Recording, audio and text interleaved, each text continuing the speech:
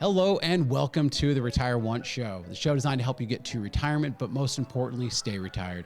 I'm your host, Johnathan Rankin. I'm the founder and CEO of Theorem Wealth Management, and I am joined, as always, by my lovely co-host. Hi, I'm Melissa Rankin. Thank you for joining us. We are happy to have you here. Today, we've got a great show. We're going to be talking about the top 3 things that are impacting your retirement decisions right now. So, it's been a weird couple weeks in the news lately. It is. It's a lot of talk about recessions and a lot of negativity.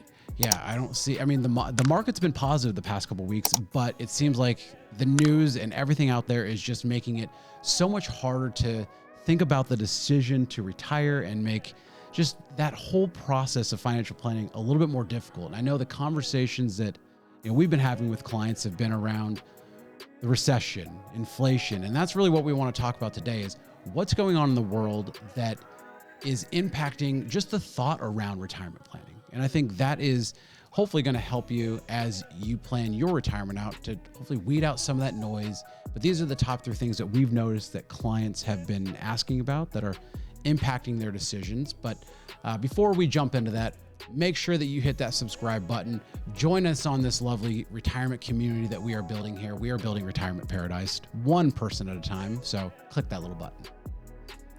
So jumping right in, the main 3 things that we've kind of come across or that we get questions about, like we said, there's tons of negativity, but the first one, the forefront of everything, inflation. I feel like that's everything that you turn around and everybody's talking about inflation. And there was that study that we were talking about the other day it was by BMO Harris. It's their Real Financial Progress Index. And in this survey, they surveyed thousands of people. It said that 60% of people surveyed were adversely affected by inflation for their personal finances. Well, I think we're all impacted by inflation, right? We actually constantly talk about it every single time we have to buy paper plates. It's the first thing that I noticed when I went to Costco. I was like, these went up in price. And then I saw they raised the price of egg whites. I get egg whites. They were $9.99. Now they're $11.99. It's a pretty big increase. A little glimpse into our life, paper plates and egg whites. Yep, that's what I have for breakfast because I'm a fun person. I don't like yolk. And we're just trying to save water here. That's right. So that's why we go with the paper plates. However. Oh, yes, that is true. But 1 in 4 people actually said that they felt a major impact of inflation. And out of that, I think some of the big aspects that I noticed was that 36% of people have reduced their savings. And one of the things that we had talked about before on this channel, 21% have reduced their retirement savings. Now, that's something that hopefully you don't have to do because we know that right now the market's been down over the past couple months, and reducing that retirement savings, you're not buying into the market right now as it's going down, which is that long-term dollar cost averaging that we talked about. Which makes sense, obviously, if you're spending more money on regular essentials, life things, groceries, things like that. Of course, the last thing you're thinking about is, okay, well, let me keep up my savings at the same pace. However, I'm still spending more. Yeah. That just kind of makes common sense. Yeah, and I could see why people are doing it. It's just try to, I would say the advice I'd give is try to cut back in other places and keep that savings as constant as you can and as consistent as you can over time. But one of the things that really stood out was that 25% of people that were surveyed said they will need to delay retirement altogether because of inflation. Now, I'm going to just push back a little bit on this to say if this, bout of inflation is causing you to delay retirement, was retirement going to be that solid in the very beginning? You might not have been as close as you thought. And this isn't to put anybody down who's in that 25% that's thinking about delaying retirement. I think it's having that conversation about modeling all this stuff out well in advance. And I know we've talked ad nauseum on this show about stress testing a financial plan, but I think this really goes into it. Imagine if you retired a year ago and you're in that 25% that would have, had we had the inflation data we have now, have wanted to delay your retirement because of that inflation. Was your retirement really that, I would say solid? Yeah. And that's my understanding of it, is that when I think of this, I go, well, how solid was that retirement in the first place? And to me, I think it's very important to start really modeling that out and stress testing that, as I've said multiple times on this show, because I really don't feel like the 25% that are delaying that were really focused on that financial planning aspect. And this is not to put them down. I just feel like there was some shaky ground there. Which kind of leads into, the next point or question, if you will. So how are Americans offsetting the increased cost of living? I mean, if you're pushing off retirement altogether, like 25% are. Yeah, it said that 80% of Americans are changing how they spend money on everyday essentials. I mean, I know, they talk about 42% are changing how they shop for groceries. I wish someone would talk to Melissa about doing this because I don't think we need paper plates that are going up by, 20%. And we're going to start buying full eggs, and he's just going to separate the yolk out. We're all doing our part. We are doing our part by eating, but, I do have high cholesterol, and yes, we're bringing that up here. Bring that up on the channel because we are everyday people, and that is what we do here. As we explained to you with our paper plates. That's right. So 42% are changing how they shop for groceries. They're avoiding brand names, opting for cheaper items, and only buying the essentials.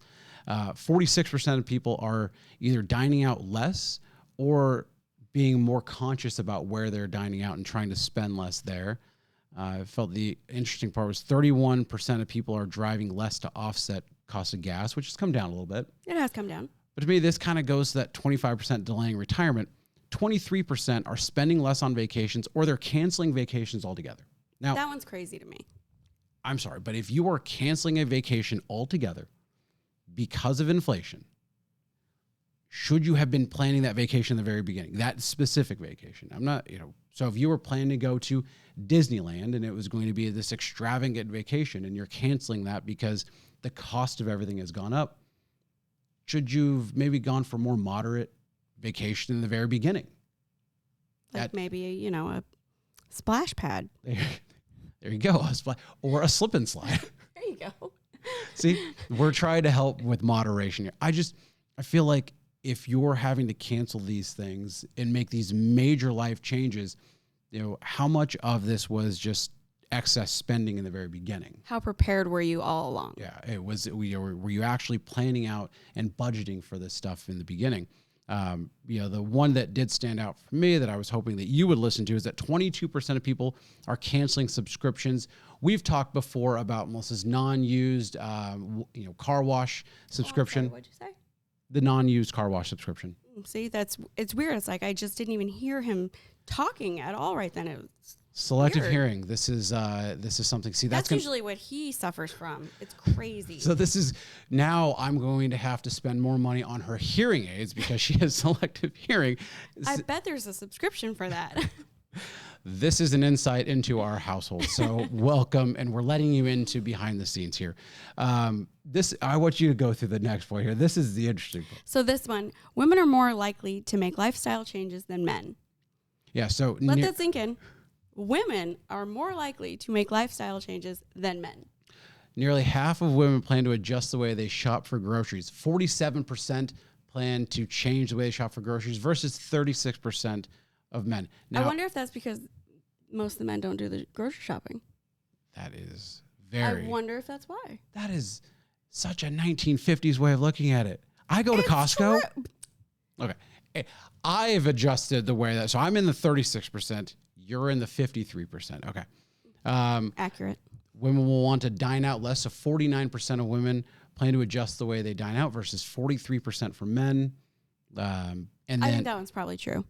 25% of women, not named Melissa, plan to cancel subscriptions versus 20% for men. Now, see, I feel like our roles are reversed right now. And in this survey, it's the opposite. But that's just me. But that's just how we operate. However, So, like I said, welcome into the Rankin household right now. We're going to be talking a lot once this camera and microphone shut off. So what are people actually doing to manage their way through this?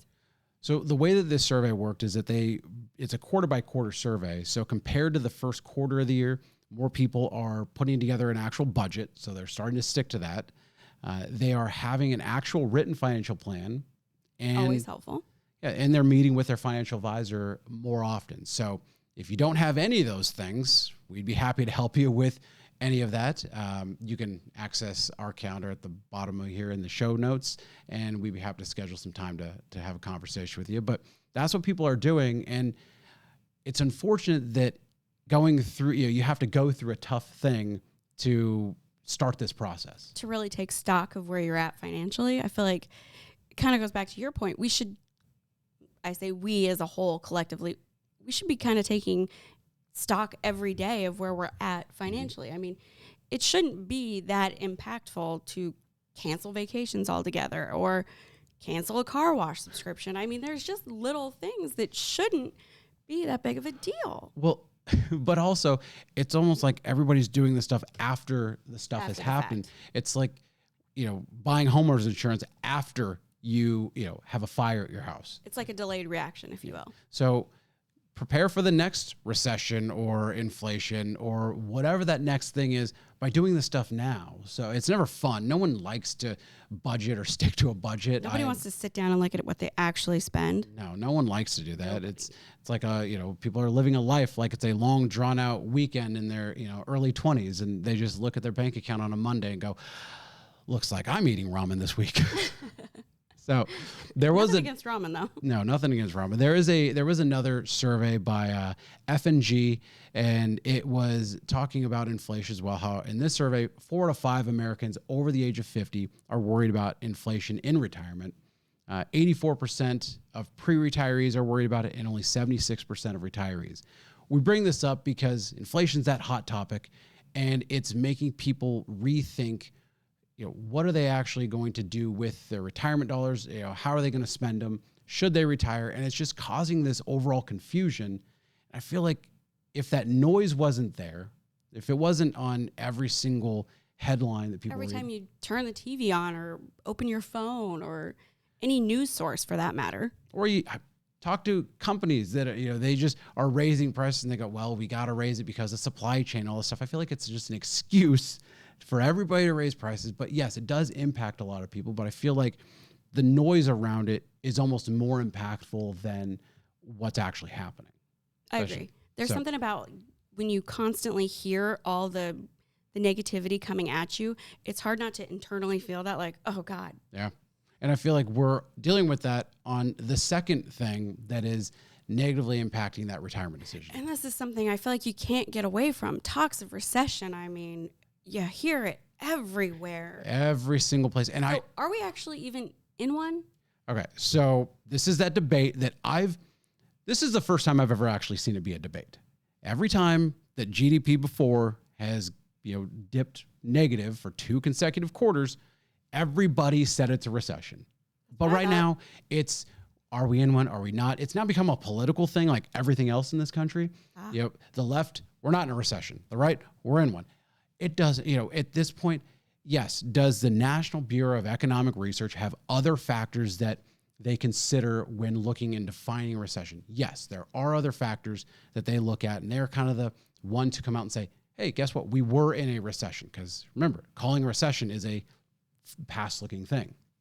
But kind of equate this to like, look, you got a fever, you're throwing up, pretty good sign that you're sick, right?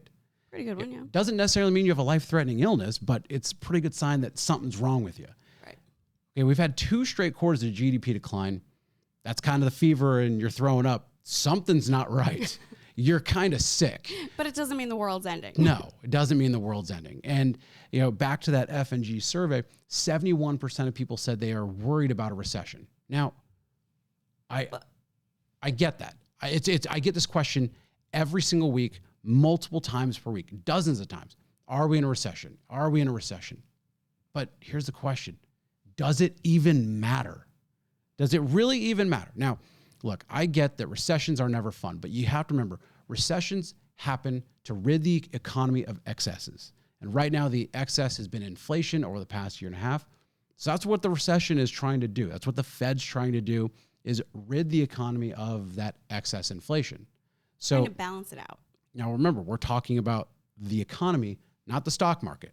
Ignore the stock market right now. We're talking about the economy. So if you're not retired, does a recession matter to you? I would say if you're not retired, yeah, probably is in some capacity. In some capacity, because typically in recessions, we've seen unemployment increase. So if you're losing your job, yes, that is impacting you. And that's something that you should be worried about. But if you're retired, does a technical definition of recession actually impact you? Probably not quite as much. No, I'm going to just say probably not. You'd have to really find some, Just a very direct no.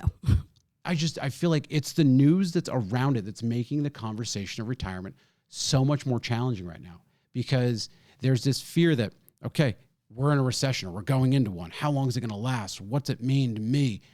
The reality is, does it actually matter to you? Because it is different than the stock market.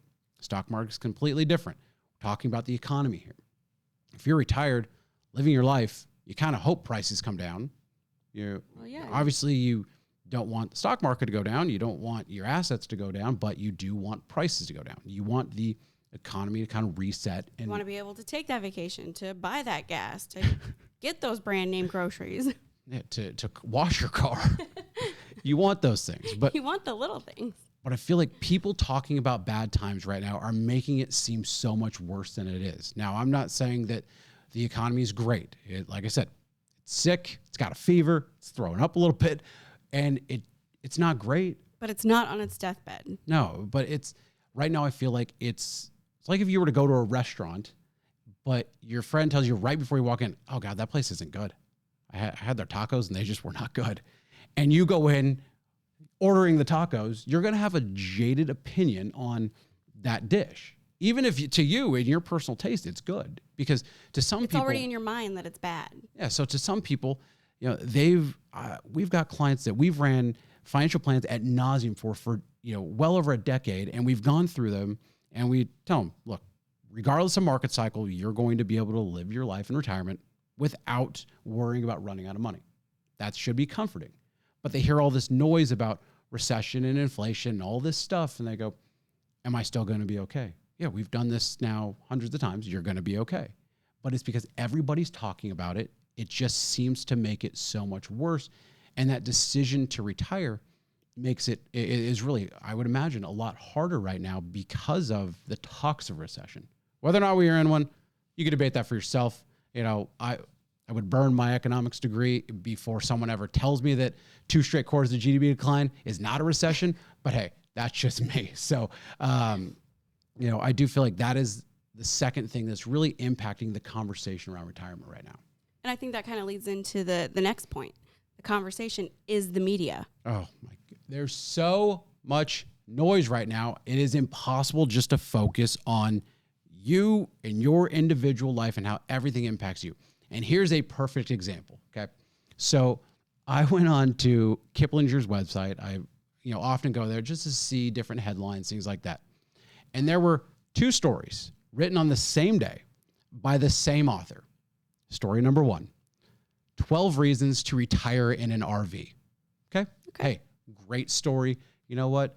Have you thought Good about headline? Kind of reminds us about the retirement travelers that we interviewed last week. They retired, spent over a year in an Airstream. So I don't know how they did that and remain married, but that's a different conversation. Once again, welcome to the Rankin household. But 12 reasons to retire an RV might be something you want to do. However, same day, article number 2, same author. 15 reasons you will regret an RV in retirement. Same author? Same author. How are you supposed to make a informed decision reading these articles? Talk about conflicting information here. It reminds me of that scene in Schitt's Creek when Ray was taking the photos. Look at the camera, but look at me. But look back at the camera. But look down, but look at me. But look at the camera, look at me. That's exactly what it is. But we see this on all media. It's on one side, buy this stock. The other side, this thing. Sell this stock. Nope. Take Social Security at 62 as early as possible. Just wait. Wait till 70. You got to wait till 70. Traditional IRA. Roth. No, you got to go Roth, right? I mean, it's everywhere. Every single decision. You need an annuity.